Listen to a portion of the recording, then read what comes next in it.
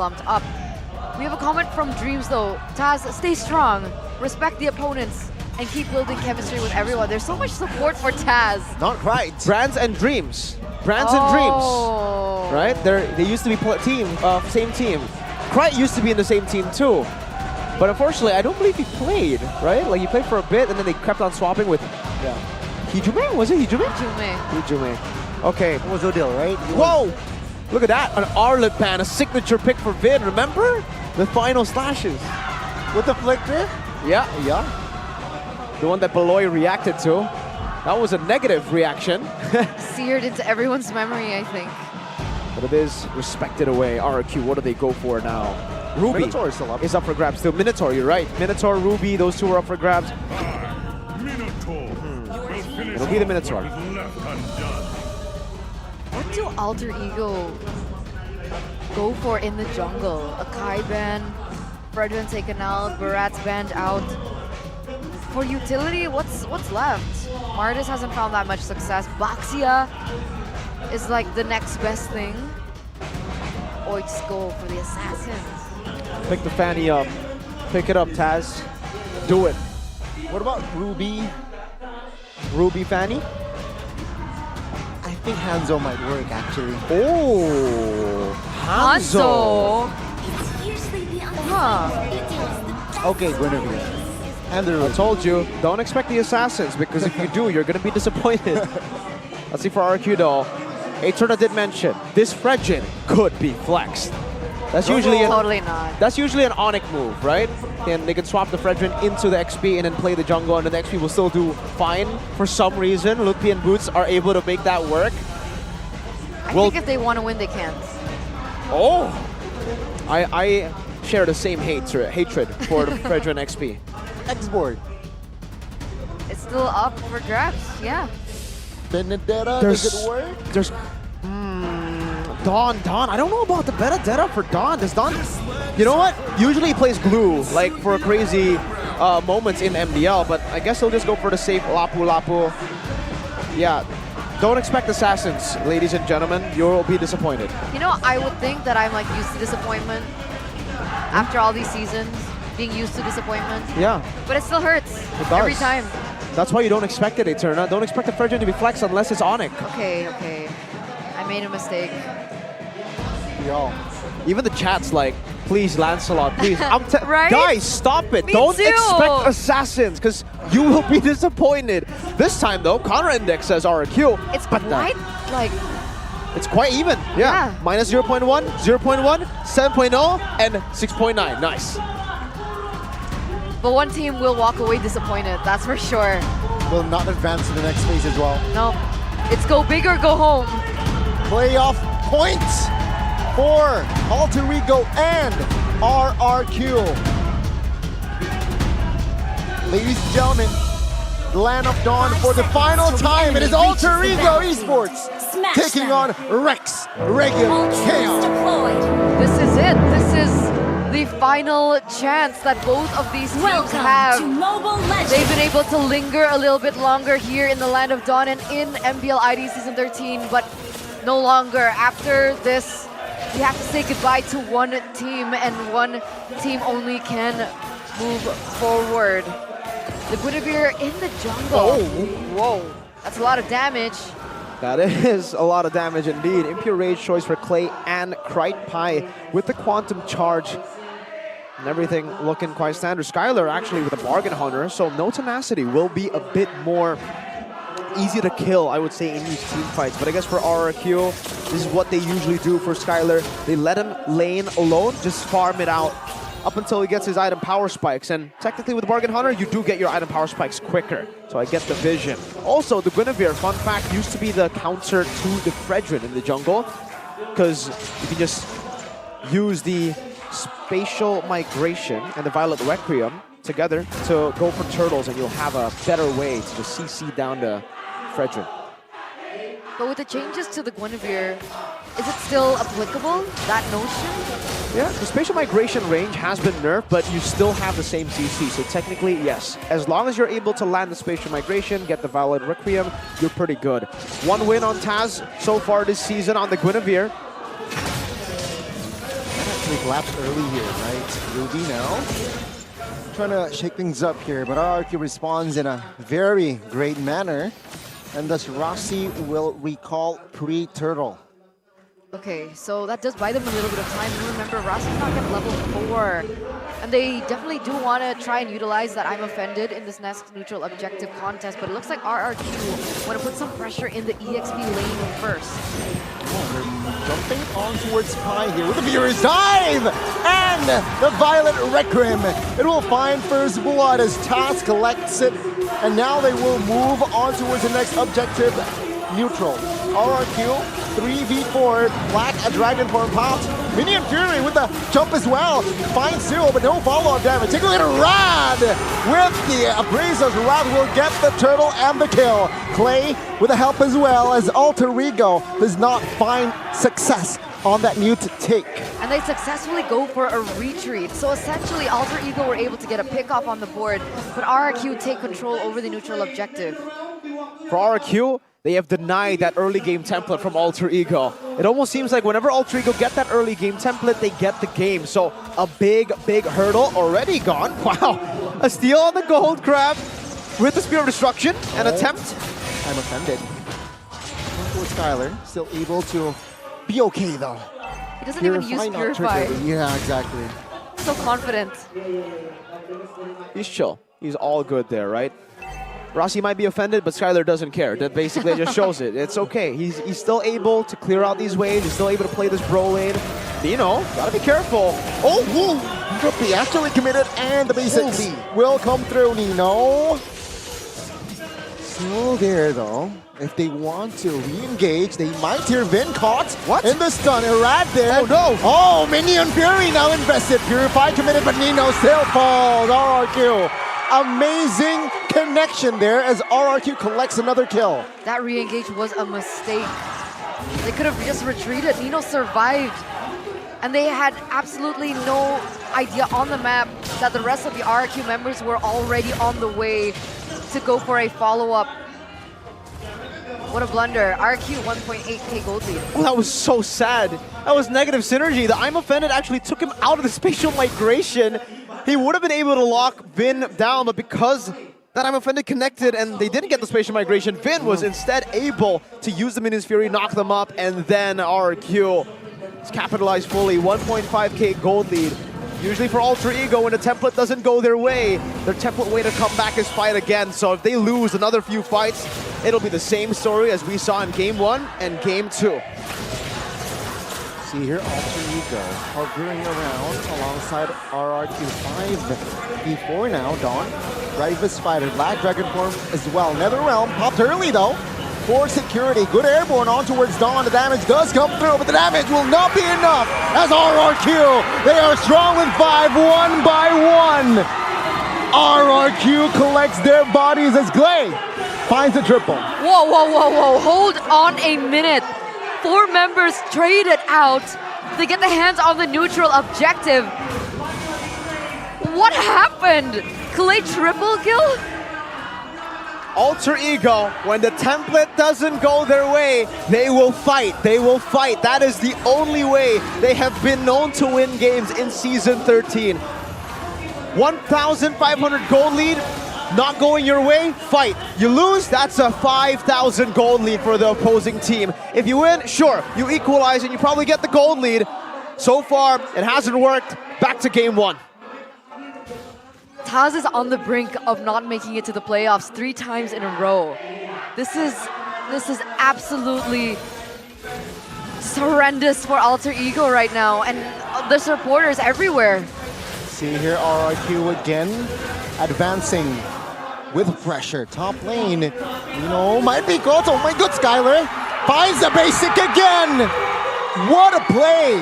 Everything is just going right, and Rossi now almost taken down as well as RRQ there in Alter Ego's jungle. There you have it. RRQ snowballing with an Atan, just like the Moscow snowballs, just like in Game 1 and Game 2. Pi is going to be able to get a turret here in the bottom lane, but that is about it. That's all they can trade for so far in this game. A single turret for 8 kills and 2 turtles, and a single kill too. Skylar's going to be building up to become a monster here. I'm looking at Skylar's items at the 6-minute mark, and he already has 2. He's on the way to that Holy Crystal, and by my calculations, he should be able, if this continues, to actually get it by the 8 minutes. Oh, it's a good stun. No follow-up though. Turtle spawns again. Do they want to commit to this? I mean, Taz is a level below Virat at this point. Even if he does get the knock-up, I don't think they're... Oh, wait a minute, Taz! No! Isolated!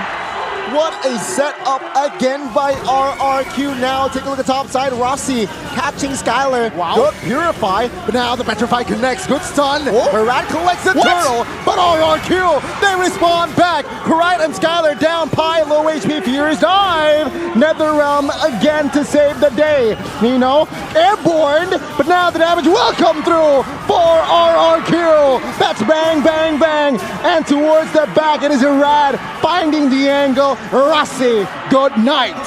What are they doing?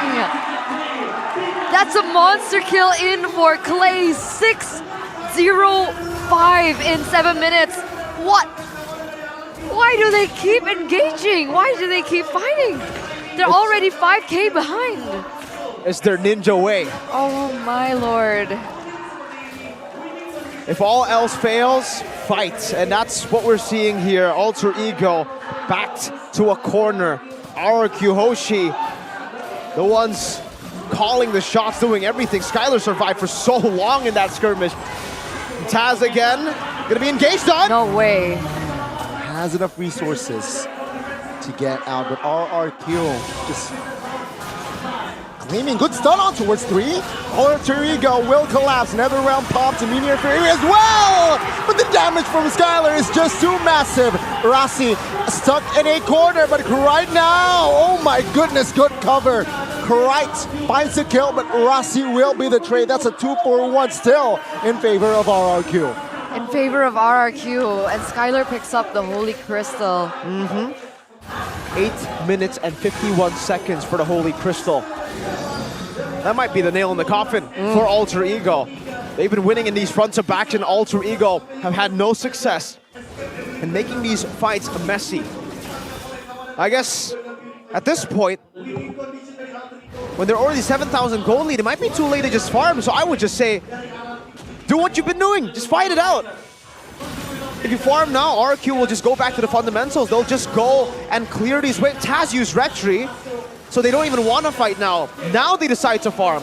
It's a 7,000 gold lead. This is the 9th minute of the game. At this point, it doesn't even matter if they farm. Is there absolutely no way to come back from this? I mean, technically, if Nino catches up, he has the global presence. Can he catch Skylar off guard in the back line? Work with something along those lines? I would say yes if he at least had his 3rd item up against Skylar, who's already building a Wind of Nature. Okay, where's he at now, Nino? 2 items, all very close to a DHS, but he still doesn't even have the DHS. Skylar's on the way to a Wind of Nature. Once he gets that, it's done. Alter Ego, no one's gonna be able to kill him. Kreit's the only guy, and Kreit will not be able to reach him. See here, RRQ with the First Lord marching towards the base turrets of Alter Ego. Skylar looking to send off a message towards Alter Ego, but no, they will be able still to deny the take. Base turret's still alive, but RRQ maintains pressure. See here with the clear, Alter Ego will not be able to find anyone just yet as RRQ. They are still maintaining the same exact pressure here for Alter Ego. Yeah, luckily Alter Ego does still have wave clear, right? They do still have Nino, they do still have Kreit, so they're still able to defend. And even earlier on, I think Rossi is playing a little bit more safely, right? He used the I'm offended without committing with the flicker. But, okay. Flicker, Minion Fury, they pull the trigger. Now NetherRealm popped as well. Base turret number 1, and the top side will fall. Alter Ego, they are still trying to restabilize, but they will lose the first base turret. Did you see it? Wind of Nature for Skylar. DHS built up for Nino, but Wind of Nature for Skylar. That's his 4th item in this game, and now he should be building towards a Divine Glaive Warrior. He wants more defenses, Blood Wings, but That's the threat level now of Alter Ego. I don't even think they can threaten Skylar. Maybe with CC, but even then he has Purify. He has a blink built into Entropy. Alter Ego can turtle in their base, can defend, they can look for farm as well, but it seems like RRQ want to just take it as slow as they can. Trying to freeze the waves, trying to give Alter Ego no chance of coming back with these lanes being kept at this point.